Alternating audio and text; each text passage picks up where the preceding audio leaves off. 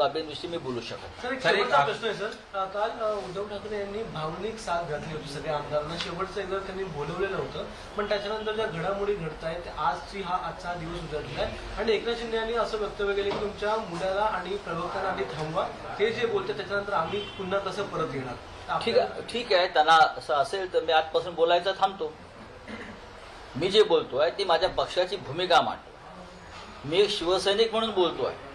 ह्याचा कोणाला त्रास होत असेल माझ्या बोलण्याचा, मी कडवडपणे माझ्या पक्षाची भूमिका मांडतोय, माझ्या नेत्यांची भूमिका मांडतोय, महाराष्ट्राच्या स्थिरतेसाठी बोलतोय.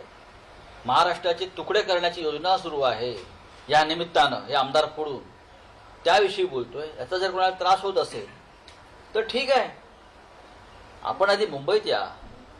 आपण आजही मी त्यांना आमचे सहकारी मानतो. जसं काल उद्धवजींनी सांगितलं की तुम्ही आमचेच आहात. एकनाथ शिंदे माझे निकटचे सहकारी आहेत, हे मी अनेक दिवस सांगतोय. त्यांच्यातने आमच्यामध्ये कमालीची मित्रता आहे, एक नातं आहे आणि मी काय आहे त्यांना माहिती आहे, ते काय आहेत मला माहिती आहे. पण अशा पद्धतीनं मी बोलतोय किंवा आदित्य ठाकरे बोलतायत म्हणून आम्ही येणार नाही, हा बालिशपणा आहे.